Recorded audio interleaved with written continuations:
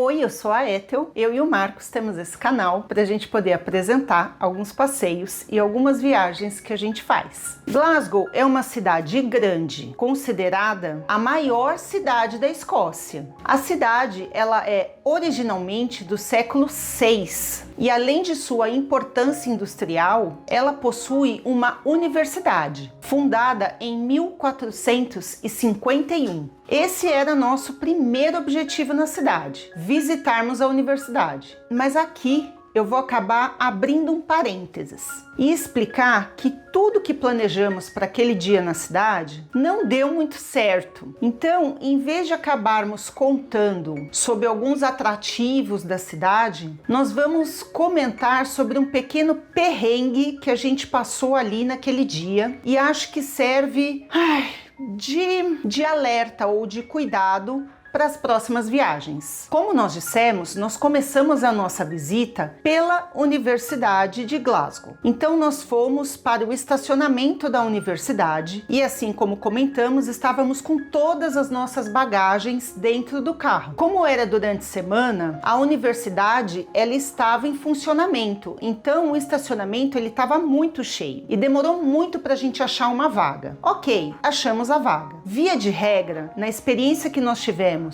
nesses 17 dias até então de Escócia, nós parávamos o carro no estacionamento, íamos até um totem aonde nós efetuaríamos o pagamento, pegaríamos aquele ticket, deixaríamos dentro do carro e seguiríamos o nosso passeio. Acontece que ali foi o único totem que a gente encontrou e que não aceitava cartão de banco, não aceitava dinheiro em nota e era tudo pago em moeda. Pergunta se tínhamos moeda o suficiente para pagar aquele estacionamento. Não tínhamos. Então ficamos ali conversando por uns 2-3 minutos de como conseguir trocar dinheiro, de onde a gente teria que ir, se daria para ir os dois ou não, se teria que tirar o carro dali e por conta disso possivelmente a gente não conseguiria achar vaga novamente porque demorou para a gente achar vaga.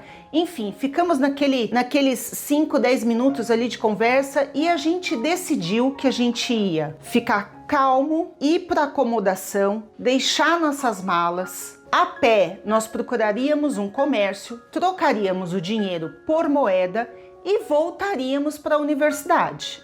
E foi o que fizemos. Não tinha nem 5-10 minutos que nós estávamos em nossa acomodação quando nós ouvimos uma voz pro lado de fora, algumas pessoas conversando entre si, mexendo na caixinha que ficava na parede aonde nós havíamos pego a chave da casa. E a gente se assustou quando eles começaram a forçar a maçaneta para abrir a porta. Nós meio que fomos para perto da porta, meio que nos certificamos de que a porta estava fechada, porque a gente levou um susto com aquilo. E aí começou a tocar a campainha, bater na porta e dizer em inglês, né, mas dizer assim que eles haviam alugado aquele apartamento para eles entrarem no apartamento naquele dia. E eles queriam saber que hora que a gente ia embora para eles poderem voltar lá e usar o apartamento. E aí a gente pegou e falou: "Não, desculpa, nós também alugamos o apartamento de hoje para amanhã. Nós acabamos de chegar, nós não vamos embora". E aí ficou aquela conversa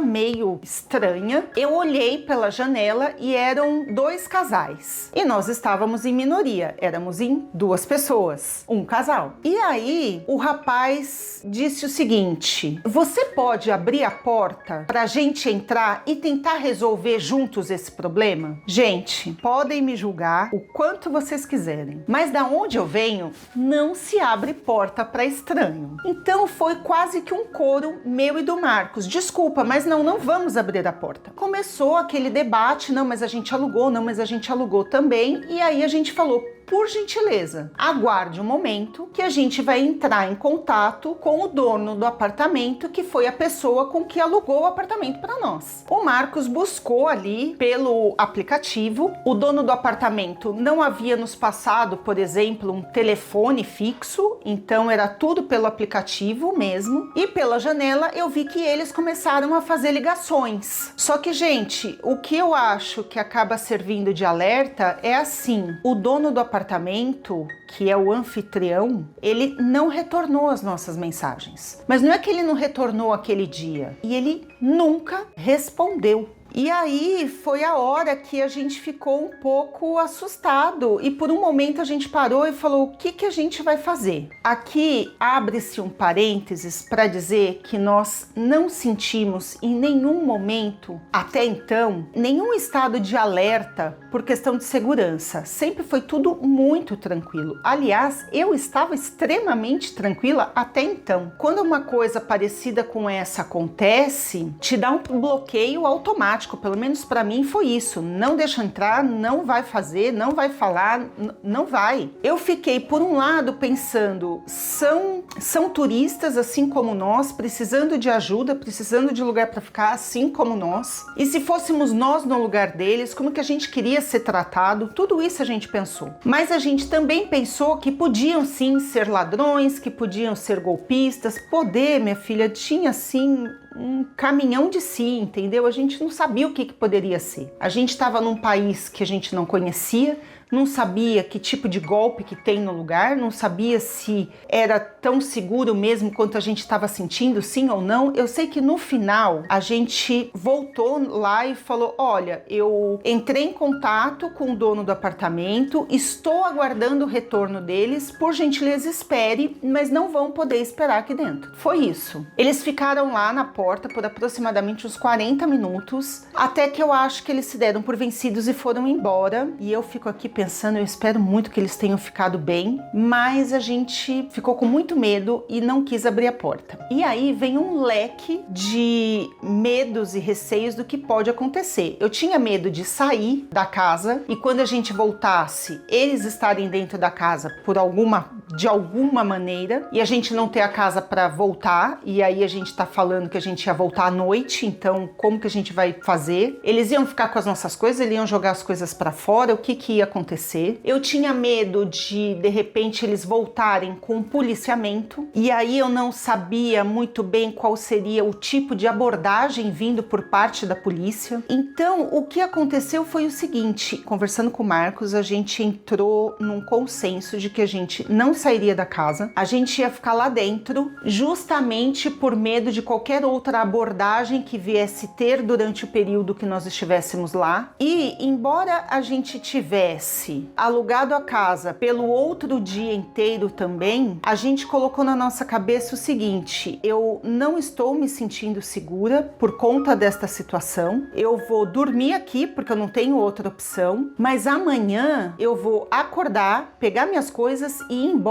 da cidade. Foi uma má impressão muito grande e eu falei: olha, eu não quero mais andar, eu não quero procurar estacionamento, eu não quero procurar moeda, eu não quero nada, eu quero ir embora. E aquela noite eu praticamente não dormi. O lugar era mais ou menos assim, eram uns predinhos. Os apartamentos que ficavam nos andares superiores do nosso apartamento tinha uma porta do lado da nossa porta. E aí as pessoas abriam, lá dentro tinha um corredor, uma escadaria, eles subiam e iam para os seus apartamentos. O que acontece? Tinham mais 3, 4 apartamentos nos andares superiores, então isso fez com que durante a noite a porta lateral abrisse mais 3, 4, 5 vezes à noite. Eu passei a noite inteira tensa e acordando com todo o movimento que acontecia na rua. E aí eu te falo, quando nós acordamos no dia seguinte, já era o 18º dia que nós estávamos ali. E os dias anteriores nós não tivemos nada inseguro. Em momento nenhum. O lugar foi muito tranquilo o tempo todo. Eu realmente me assustei ali. Então nós não nos permitimos conhecer a cidade. Quando a gente voltou, eu fiquei tão aterrorizada que eu comecei a buscar algumas coisas na internet para ver se alguém falava alguma coisa sobre o perigo da cidade. E todo mundo falou o contrário, que o lugar é muito seguro, que tem muita coisa legal para fazer. E eu realmente, gente, eu espero um dia poder voltar naquela cidade e ter a impressão positiva, porque infelizmente a gente não teve, eu fiquei com medo mesmo. E foi isso. Um caso importante é que nós alugamos esse apartamento pelo Airbnb, nós não tivemos retorno do anfitrião e nós só tivemos algum retorno 15 dias depois, quando nós fizemos a avaliação da acomodação, e entre os itens que você flega lá, tinha um caso que a gente dizia que tinha se sentido inseguro. E à medida que a gente enviou essa mensagem, 15 minutos depois, o aplicativo entrou em contato conosco para saber se nós estávamos em perigo naquele momento. Não, meu filho, faz 15 dias que eu saí daí. E aí eu não sei se sou eu que não sei usar a plataforma deles, mas o fato é que essa informação sobre estamos nos sentindo inseguros, a gente só encontrou quando fomos fazer a avaliação do apartamento. E a avaliação do apartamento, ela só é liberada depois do prazo da nossa estadia. Dá para entender? Então, no momento em que nós estávamos lá, eu não encontrei nenhum item que pudesse falar: escuta, aplicativo, eu estou me sentindo insegura, me ajude. Pode ser que tenha. Realmente eu falei, eu entrei num certo pânico, e aí no pânico eu não sei se eu fiz ali uma leitura dinâmica e eu pulei ali, eu não vi esse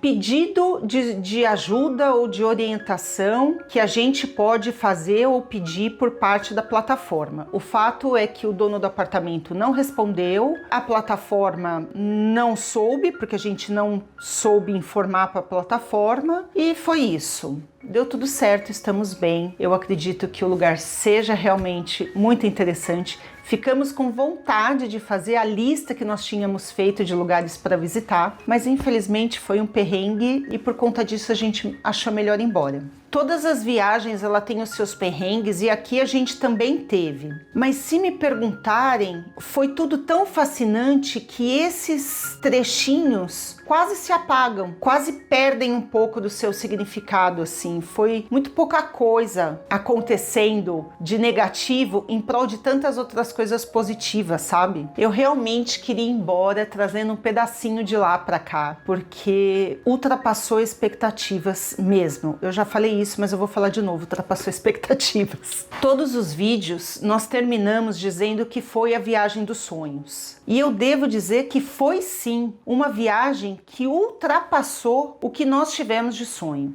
É isso.